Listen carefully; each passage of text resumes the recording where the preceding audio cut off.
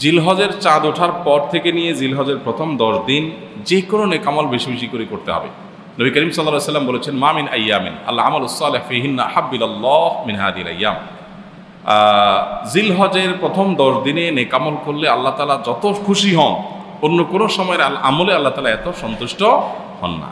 ইবাদত এবং নেকামলের দ্বিতীয় বৃহত্তর মৌসুম হলো জিলহজের প্রথম 10 দিন। ইবাদতের সবচেয়ে বড় মৌসুম হলো রমজান মাস, এরপরে দ্বিতীয় বৃহত্তর মৌসুম হলো জিলহজের প্রথম 10 দিন। এই 10 দিনের নেকামল আল্লাহ তাআলার কাছে সবচাইতে প্রিয়। এজন্য একজন ইমানদার এই 10 দিন, জিলহজের প্রথম 10 দিন বেশি থেকে বেশি নেকামল এবং ভালো কাজ করার চেষ্টা করবেন। বিশেষভাবে কি কি কাজ করবেন? নাম্বার 1, সাধারণভাবে নেকামলগুলো করবেন, যে কোনো নেকামলটা এই 10 দিনে বেশি বেশি করবেন। দ্বিতীয়ত, এই 10 দিনে আল্লাহর জিকির বেশি বেশি করবেন, আল্লাহর স্মরণটা বেশি বেশি করবেন। তাকবীর, তাহলিল, তাহমিদ, আল্লাহু আকবার, আল্লাহু